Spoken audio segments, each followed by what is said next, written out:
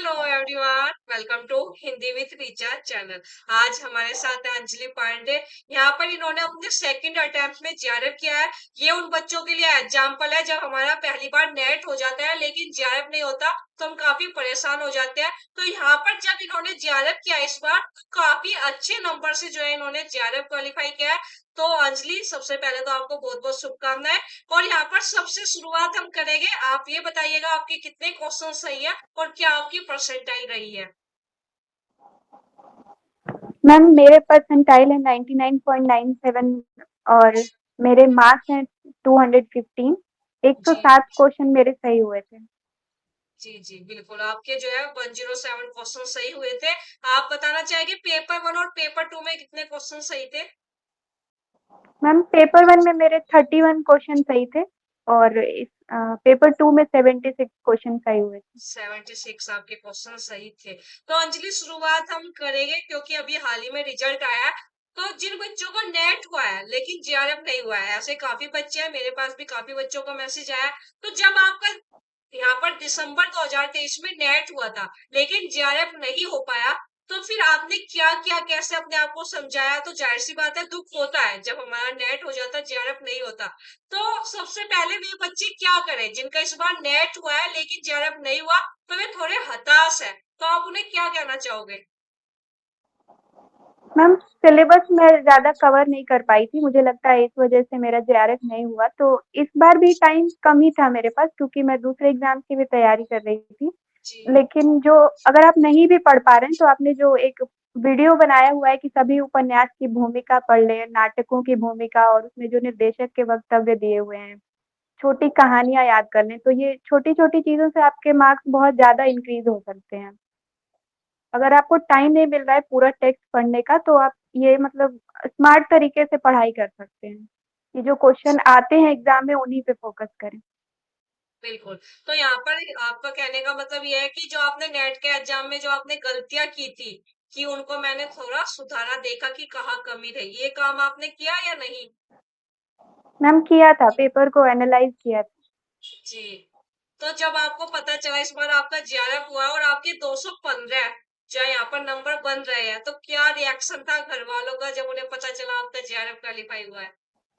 हुँ, ma'am सब लोग बहुत खुश हैं। पहले मेरा अ, पता नहीं था मुझे कि होगा कि नहीं, तो मैं दूसरी चीज़ें भी देख रही थी, पर अभी सब लोग बहुत खुश हैं और चाहते हैं कि आगे बढ़ें इसमें। जी। तो आपको यकीन हुआ कि आपके 215 नंबर है। पहले भी नहीं हुआ था जब आंसर की मैच किए तो उसके बाद धीरे-धीरे क्योंकि रिजल्ट आने में बहुत टाइम लग गया तो वेट और कि कब आएगा, कब आएगा? कभी-कभी लगता था कि शायद कम हो जाए फाइनल आंसर की में, फिर आया तो थोड़ा-सा मतलब 3 ड्रॉप हुए थे तो उनकी वजह से पर नॉर्मल मेरा 214 हो रहा था और फाइनली 215 आ गया था। आपका काफी अच्छा स्कोर है। तो यहाँ पर पेपर टू की आपने कैसे, क्या मतलब जब आपने सोचा कि हाँ मुझे नेट का एग्जाम देना है, तो शुरुआत कैसे की पेपर टू की तैयारी की। मैम मैंने कहानियाँ और निबंध पढ़ना स्टार्ट किया था। मेरे एक क्लासमेट ने मुझे बताया था कि पहले ये दोनों यूनिट कर लो, तो इन दोनों से अगर क्वेश्चन आए तो ना छूटे, इतने अच्छे से ये दोनों कर लो कि इनसे जो आए वो हो जाए। तो मैंने पहले कहानियाँ पढ़ी, निबंध पढ़ा और आपने जो वीडियोज़ बनाए हैं मतलब यूनिट स्टार्ट करने से पहले ही आप बताती हैं कि किस यूनिट को कैसे पढ़ना है, किन-किन चीज़ों को लिखना है नोट्स में। तो मैंने उसी तरह से नोट्स बनाया था कहानी का और निबंध का और फिर छोटी कविताएँ याद करने को आपने कहा था तो मैंने छोटी क याद तो नहीं हो पाई थी, फिर भी अच्छे से देखा था कि अगर दिखे तो क्रम समझ में आए। जी और जी। लंबी कविताओं के नोट्स बनाए थे और नाटक मैंने पढ़े थे सारे। उपन्यास और अन्य गद्य विधाएँ नहीं पढ़ पाई थी, तो उनकी जो आपकी प्लेलिस्ट है भूमिका पढ़ने की और जो नाटक की भी भूमिका और उनमें से भी जो भूमिका थी वो मैंने पढ़ा था। जी और शुरू के 5-10 पेज मैंने पढ़े थे कि मुझे भाषा समझ में आ जाए कि अगर उनमें से कोई उद्धरण आता है तो मैं समझ सकूँ कि ये किस उपन्यास का है। जी। तो आपने पेपर वन की तैयारी किसी पेड बैच से की है।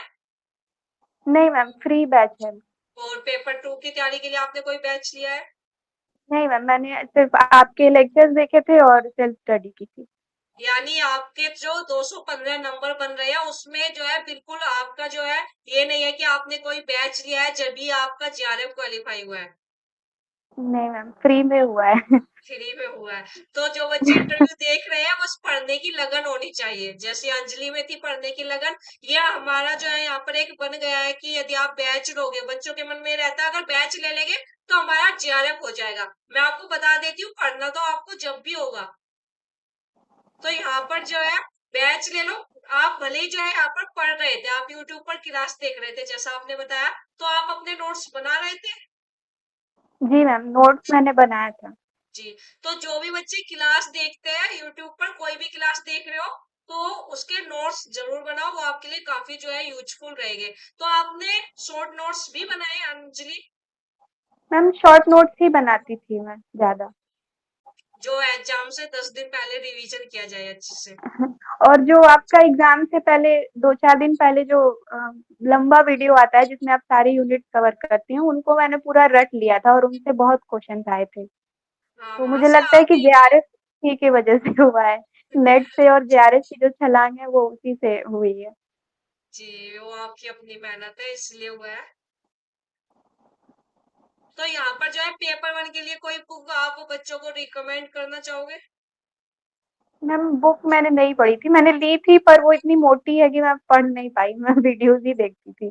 अच्छा, आपने वीडियोज फ्री यूट्यूब पर वीडियोज देखकर ही आपने जो है पेपर वन की तैयारी की। काफी जी। अच्छा है आपका। पेपर टू के जो है प्रीवियस ईयर पेपर की क्या आप बताना चाहोगे? प्रीवियस ईयर पेपर कितने जरूरी है पेपर टू के लिए? मैम मैंने पेपर 2 के लिए पीवाईक्यू ही देखा था क्योंकि जब हमारा सीयूईटी पीजी का एग्ज़ाम हुआ था, उस टाइम पर भी पीवाईक्यू से ही चीज़ें मतलब समझ में आ जाती हैं कि वो पूछ क्या रहे हैं क्योंकि सिलेबस बहुत बड़ा है, तो मुझे तभी से आदत थी और मैं ढूँढ रही थी तभी मुझे आपका चैनल मिला कि आपने ईयर वाइज़ भी कराया था, फिर बाद में यूनिट वाइज़ भी कराया है, तो मैंने वो सारी क्लासेस तभी देखी थी। यूनिट वाइज़ देख लेने से आपको पता चल जाता है कि जब आप पढ़ रहे हैं तो क्या पढ़ना है, क्या याद करना है, क्योंकि सब कुछ नहीं रट सकते ना, तो जी, आपको पता होना चाहिए कि इनमें से क्या याद करना है। बिल्कुल। तो आपने जब 18 जून को जो हमारा एग्जाम हुआ था, ये तो अभी री एग्जाम हुआ है, वो एग्जाम रद्द हो गया था, आपने वो एग्जाम भी दिया होगा। जी मैम। जी। तो जब वो एग्जाम रद्द हुआ तो उसके बाद आपने अपनी तैयारी शुरू कर दी कि रीनेट होगा, उस टाइम आपके मन में क्या चल रहा था जब वो एग्जाम रद्द हो गया? मैम फिर मैंने पढ़ना छोड़ दिया था। पढ़ना छोड़ दिया था, फिर कब जब है दोबारा कब तैयारी शुरू की आपने?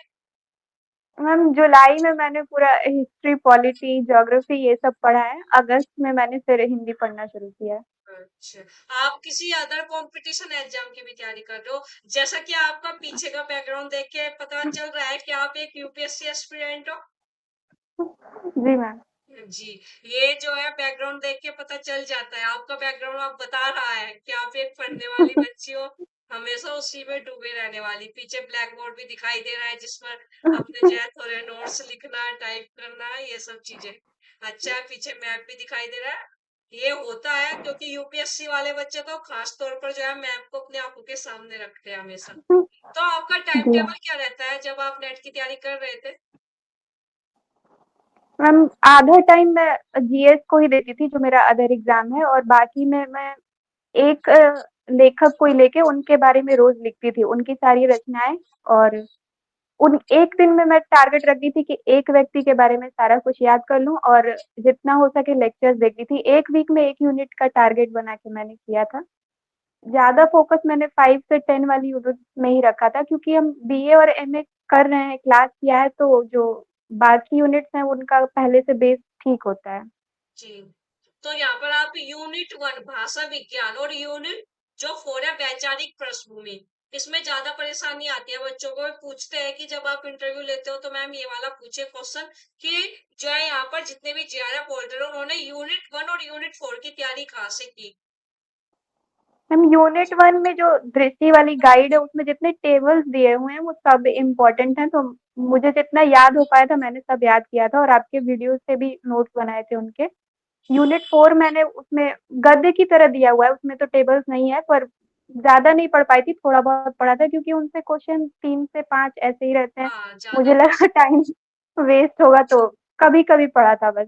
हाँ, यानी आपने यूनिट फोर पे ज्यादा ध्यान नहीं दिया, मतलब कि 3-4 क्वेश्चन आते हैं जी इसलिए। मैम। काव्य शास्त्र ठीक से पढ़ा था क्योंकि वो हमारे सिलेबस में भी है एमए में, तो जी, जी। उसको पढ़ा था। तो आपने पहले जब पेपर दिया यहाँ पर तो पहले पेपर 2 सोल्व किया या पेपर 1? मैम मिक्स करती हूँ मैं सारे जो पैसेज वाले जो 15 क्वेश्चन है उनको पहले कर लेती हूँ, फिर डीआई के 5 क्वेश्चन कर लेती हूँ और फिर उसके बाद रैंडम जब लगता है कि लगातार 5-6 क्वेश्चन नहीं हो रहे हैं तो जंप करके मैं थोड़ा दूर से करना स्टार्ट करती हूँ कि शायद ये आते होंगे। उसमें तो सामने स्क्रीन पर दिख रहा होता है, जी। तो उस तरह ऑनलाइन मेरे लिए सही था। पिछले जो ऑफलाइन पेपर हुआ था उससे ज़्यादा सही मुझे ऑनलाइन ही मोड लगा। जी, तो यहाँ पर जो बच्चे एग्जाम की तैयारी कर रहे हैं यूजीसी नेट जेआरएफ की, तो उनको आप क्या टिप्स देना चाहोगे? कोई एक टिप्स? मैं उनसे यही कहूँगी कि आपके चैनल के साथ बने रहें। मतलब मैं भी बहुत टाइम से सीयूईटी पीजी के टाइम से ही तैयारी कर रही हूँ और सभी टीचर्स को देख रही हूँ। सब लोग अच्छा पढ़ाते हैं लेकिन आप डेली मेहनत करते हैं, आपका जब आप वीडियो अपलोड करते हैं तो दिखता है और सिर्फ क्वालिटी कंटेंट ही होता है, सिर्फ व्यूज़ के लिए भी नहीं होता है। तो लोग आप पे रिलाई कर सकते हैं और दूसरी बात ये है कि अगर एग्ज़ाम नज़दीक है तो विद्वान नहीं बनना चाहिए। आपको स्मार्टली वर्क करके अगर आपके पास 10 दिन है, 20 दिन है या 1 महीना है तो उस हिसाब से पढ़ें कि क्वेश्चन सही हो जाएँ। ये नहीं कि आप किताब खत्म करने बैठ गए हैं। बिल्कुल, बिल्कुल। ये आपने अच्छा बताया कि एग्जाम से 1 महीने पहले विद्वान ना बने, विद्वान बाद में बने, पहले अपना एग्जाम क्लियर करें। अगर वही टाइम 6 महीने का है, तो आप अच्छी-अच्छी बुक, ऑथेंटिक बुक पढ़ सकते हो। लेकिन अगर 1 महीने का टाइम है, तो आपकी रणनीति बिल्कुल चेंज हो जानी चाहिए, स्मार्ट आपको वर्क करना होगा।